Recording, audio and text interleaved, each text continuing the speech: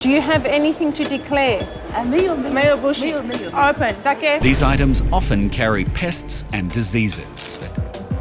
This degree is not belong to me. Border Security is the most insane show I have ever seen, and I don't know how it's not more famous. It has made me scared to travel by air again. It makes me think, did I declare everything? Did I make sure I don't have any leftover drugs in my bag? Did I make sure there's no cocaine up my ass? Everything is drugs. Everything you own, everything in your bags, your clothes, your mom, yes, your mom, who's downstairs right now cooking dinner for you right as you speak. Why don't you go down and take a look at her? Mom, how could you lie to me? I'm sorry, honey. This isn't how you were supposed to find out. I can't believe this. Your father and I are getting a divorce. What? This show falls into the same categories of things like Kitchen Nightmares, Hotel Hell, Kitchen Nightmares 2024. Not in like what the premise of the show is. No, couldn't be any more different. But how it's presented to us in the modern day on the internet, with most of its international fame outside of Australia coming from its YouTube channel, which is just reusing clips of when the show originally ran. Hopefully this can lead to a revival of the show, just like how Kitchen Nightmares got a revival. How long did this show even run for anyways? 17 seasons and still ongoing? Then why do I only see clips of it from like 2007? Is it a coincidence that with the political undertones of how tight immigration has gotten and international travel has so much scrutiny on it, and that the show is gaining so much popularity these days? Is this the reason I would stop 4 times on my trip back home? Nah, couldn't be. Look at the silly man trying to bring drugs into Australia. You know how I talked about how I'm scared of traveling anywhere because I might have accidentally boofed heroin? That's for international travel outside of Australia. Going into Australia, the thing that you should be most scared of, more than drugs, more than weapons, more than visa fraud, the biggest threat to traveling to Australia is not declaring your food. I'm not yelling at you, sir. From what I've learned watching this show, well, not really watching, more like it being the background noise to my background noise while I'm doing something else, these border patrol officers have probably told people to declare their food correctly hundreds of times a day, maybe even 100 times an hour. Is it not enough that airports actually bring out the worst in people? I can't believe people get to experience their first day on Earth during international travel. Mostly it's people that have a weak grasp on English, which, fair, English is obviously not everyone's first language. So because they can't read or speak English well, they probably have a hard time filling out these declaration forms that they hand out, right?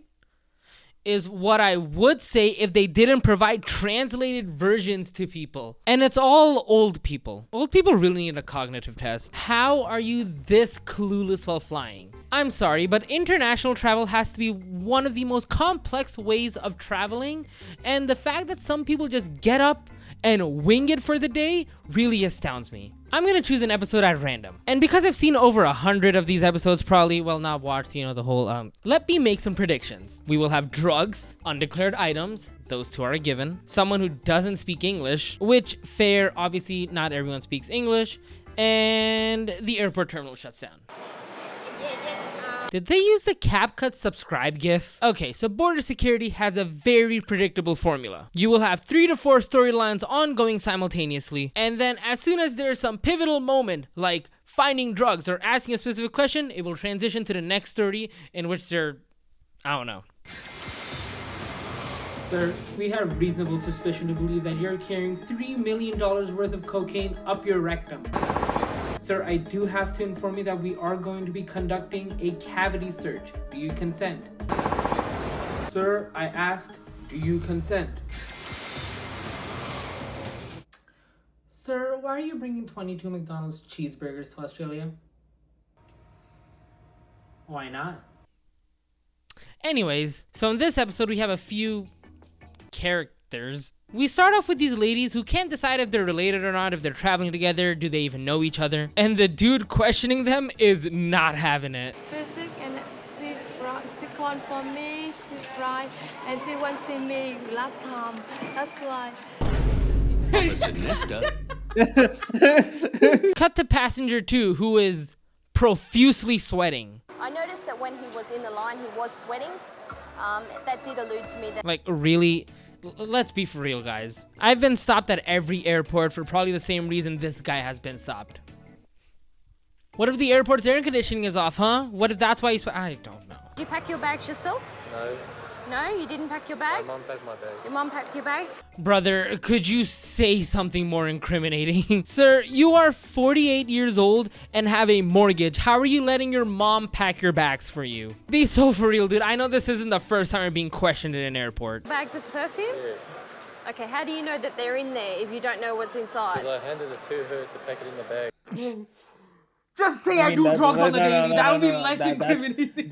That's like, you know what? That's you can't beat that argument. I gave it to my mom.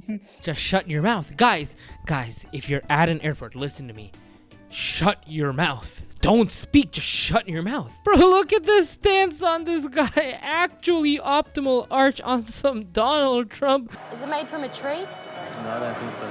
You don't think so? They made it. Dear God, did you not find any other way to store your perfume? And right before we get to know what it is, boom, transition. Woo, let's go. Insert passenger number 3. Why are they stopped? Let's take a guess. Could it be A, drugs, B, an invalid visa, C, bringing a cheeseburger? Nope, he had a hairdryer. Yup. One too many products, and the fact that you don't speak English well means you're suspicious. Time for secondary screening. Look at her hair. Like, what a stupid reason to stop someone. You look like you do your hair very well. She wanted to get her hair done. Like, come on, guys. For all you people that don't travel long distances, I need you to understand how tiring international flying is. When you are flying and traveling for upwards or even more than 24 hours, the last thing you want to hear is for some underpaid security guard to go, "Sir, please step aside." Now, before you say anything, I obviously understand the importance of airport security. Don't look at the TSA statistics. Do not look that up. But please, guys, what threat is a hairdryer posing to you? Do you speak little English? A little? a little English? English? You understand? Little English? It was imperative that this man spoke in a Japanese accent right there. So the actual reason for them stopping this man is the fact that he doesn't look rich enough to live in Australia for 3 months without a job. That's not me saying it. I'll show you the clip. Will you work? No, I don't work 3 months. You know that. Yeah. Okay, you wait there. I'll be back and see you. All right, you wait. You look like you're poor. Oh, back to the other Asian people that they stopped. I'm sensing a bit of a pattern here. What's funny about this section is that it's all going completely fine until the border security officer asks one question and immediately turns into a Dark Souls boss. Are you sure? Yeah. Positive? Tell me the truth. Don't lie to me. Don't lie. Listen, if it turns out that these two guys have 3 pounds of coke up their ass combined, I'll take back everything I'm saying. Oh, god damn it. So now we are introduced to the 4th plot of this show, episode, The Mailroom.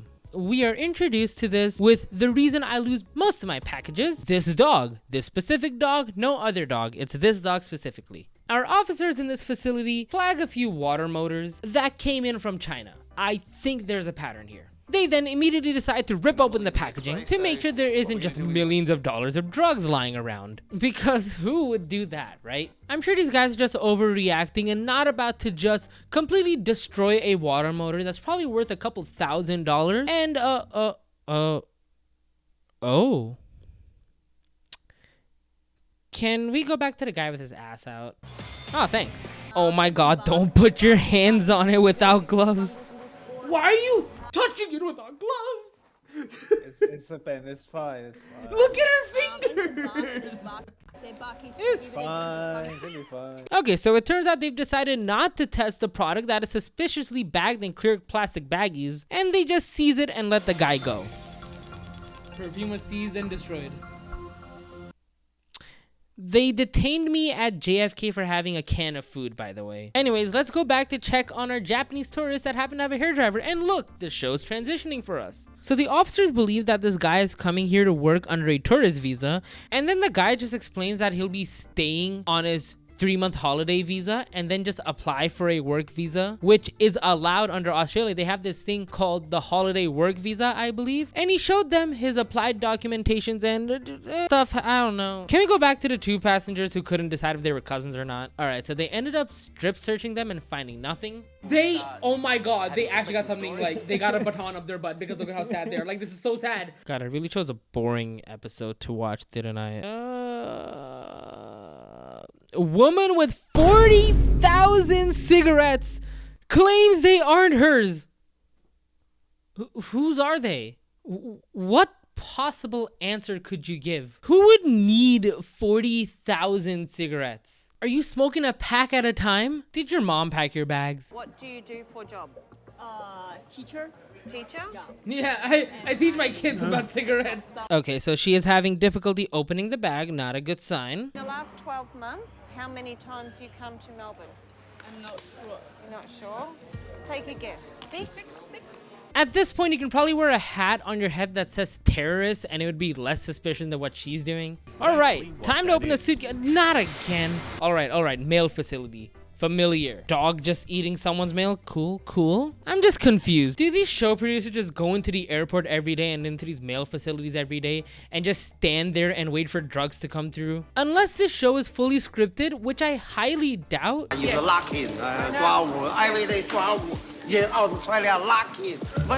Are they just shoving cameras in the faces of all these people all day? Imagine having one of the most tiring days of your life, traveling all the way to fuck-ass Australia, and you get a camera shoved in your face and a guy asking you if you brought raw chicken into Australia.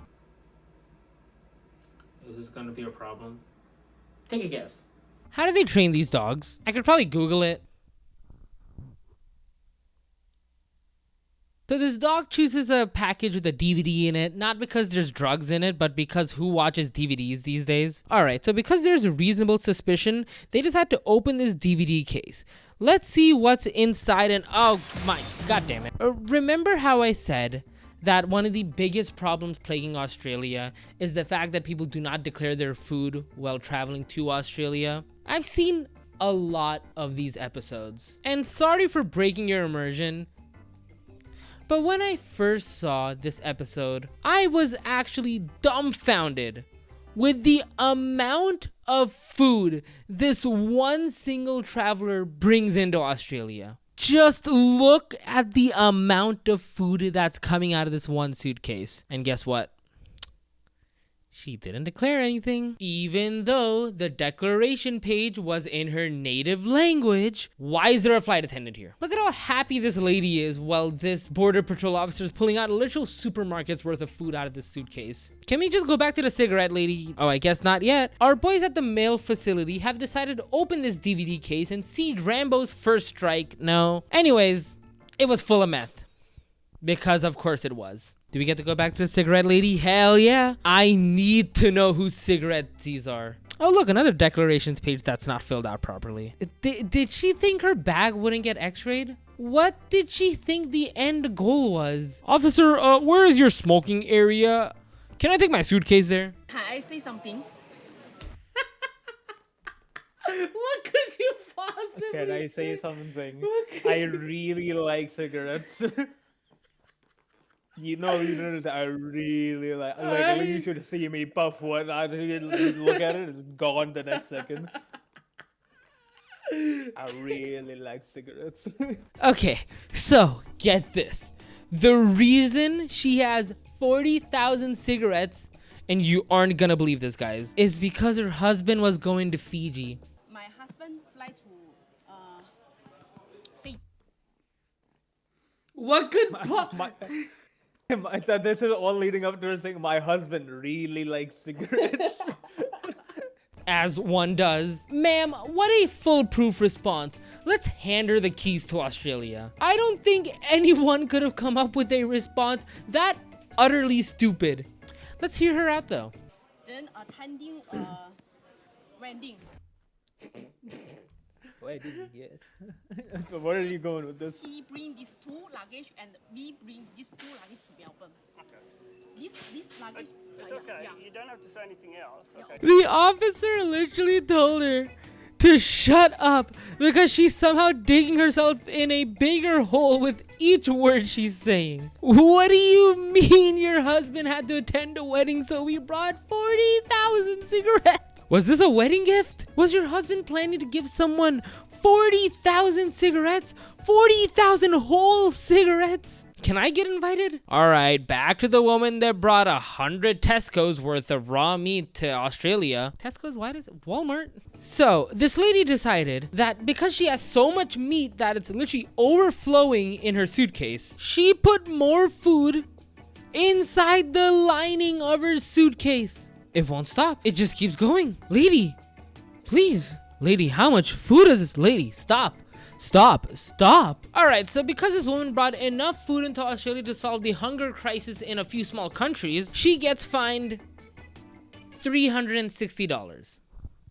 That's like $3 US for anyone counting. What am I watching?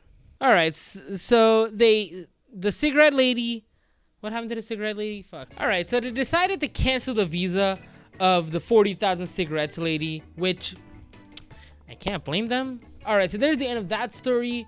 We have figured out that DVDs are still obsolete, and the end. What is this show? Sorry, but I still can't get over the 40,000 cigarettes. What? 40,000? Do you understand how many cigarettes 40,000 is? 40,000 is? If you haven't watched this show, or if you're ever feeling bad for feeling stupid, go ahead and watch an episode. You'll appreciate having AIQ. I like to sign off with, stop doing drugs at the airport and chew your cigarettes, kids.